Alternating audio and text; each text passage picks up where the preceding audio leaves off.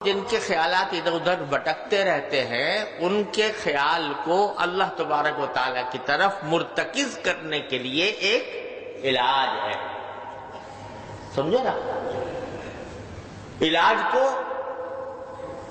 مقصود نہیں قرار دیا جاتا، مقصود تو صفہ ہوتی ہے نا، لیکن مقصود ہے اللہ جل جلالہ کا ذکر، دل میں پیدا ہو جانا، اللہ تعالیٰ کے ساتھ تعلق پیدا ہو جانا، اللہ تبارک و تعالیٰ کے ساتھ مضبوط تعلق پیدا ہو جانا، یہ مقصود ہے. اس کے لیے مختلف تجربات سے مختلف علاج تجویز کیے گئے ہیں. کسی بزرگ نے اپنے تجربے سے یہ محسوس کیا کہ یہ جو دل ادھر ادھر گھوم رہا ہے اس کو اللہ تعالیٰ کی طرف متوجہ اور مرتکز کرنے کے لیے یہ طریقہ کیا ہے؟ مفید ہے. یہ طریقہ مفید ہے. تو انہوں نے وہ طریقہ اختیار کر لیا. دوسرے نے کوئی اور طریقہ، یہ جو سلسلے کہلاتے ہیں نا، چشتیہ، قادریہ، نقشبندیہ، سہروردیہ، یہ کیا ہے؟ یعنی ایک طریقہ ہے اللہ جل جلالہ تک پہنچنے کے لیے اور اللہ تعالیٰ کا تعلق دل میں پیدا کرنے کے لیے مختلف اولیاء اللہ نے اپنے اپنے تجربات سے کوئی خاص طریقے مقرر کر دیے ہیں. وہ یہ سلسلے ہیں. چشتیہ، نقشبندیوں کے ہاں کچھ اور اسباق ہوتے ہیں، قادریوں کے ہاں کچھ اور ہوتے ہیں، اور سہروردیوں کے ہاں کچھ اور ہوتے ہیں. لیکن کوئی یہ نہیں کہتا، اگر کوئی برحق علماء برحق میں سے ہے اور تو کوئی یہ نہیں کہتا کہ بس دین اور سنت اس میں منحصر ہے. جو میں طریقہ کہتا ہوں اس میں کوئی منحصر قرار نہیں دیتا، سمجھے نا؟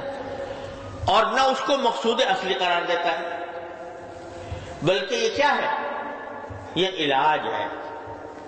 اور علاج کے طور پر یہ طریقے مقرر کیے گئے. علاج کے طور پر ان کو اختیار کیا جائے. تجربے سے معلوم ہوتا ہے کہ الحمدللہ اس سے فائدہ ہوتا ہے، اس سے اللہ جل جلالہ کی یاد دل میں بیٹھتی ہے، اللہ تبارک و تعالیٰ کا ذکر دل میں بیٹھتا ہے، اور اللہ تبارک و تعالیٰ نے اس میں خاصیت اللہ تعالیٰ پیدا کرنے والے ہیں وہ.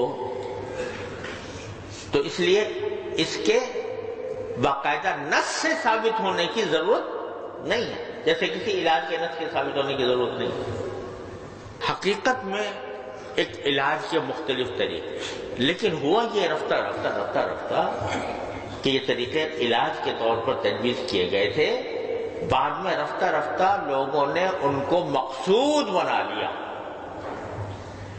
اور طریق کو، یعنی طریق سلوک کو، اللہ تبارک و تعالیٰ تک پہنچنے کے راستوں کو ان میں منحصر سمجھ لیا.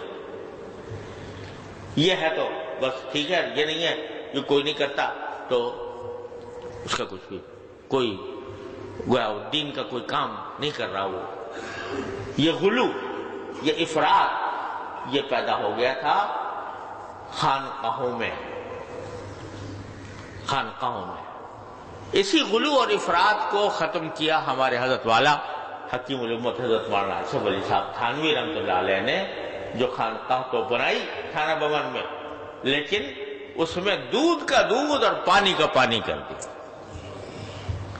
کیا بات حقیقت ہے، اور کیا لوگوں نے اس کا افسانہ بنا دیا ہے.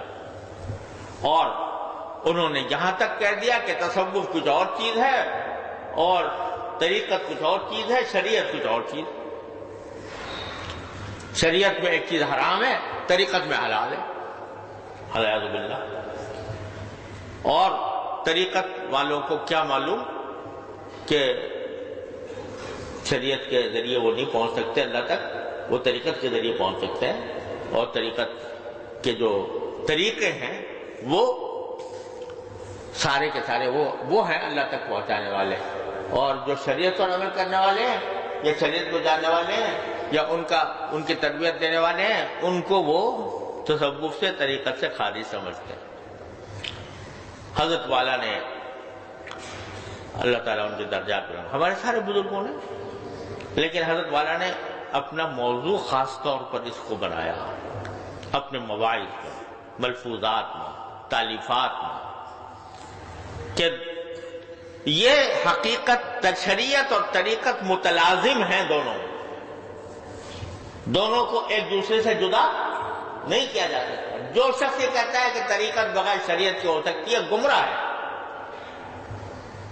طریقت بجز شریعت کہ نہیں ہو سکتی جب تک کہ شریعت کے احکام کی پوری پابندی نہ ہو۔ شریعت وہ طریقت وبال ہے، وہ گمراہی ہے، وہ اللہ تعالیٰ تک پہنچنے کا راستہ نہیں، وہ اللہ تعالیٰ سے دور لے جانے کا راستہ۔ اللہ بچائے۔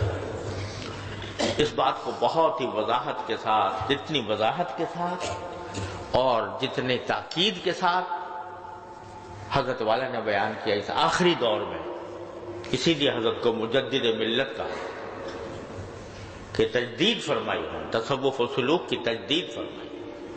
جتنی بدعتیں اس میں داخل ہو گئی تھیں، جن کی غلط فہمیاں پیدا ہو گئی تھیں، ان سب غلط فہمیوں کو، بدعات کو رد کر کے تصوف اور طریقت کو نکھار کر پیش کر دیا، جو عین قرآن و سنت کے مطابق۔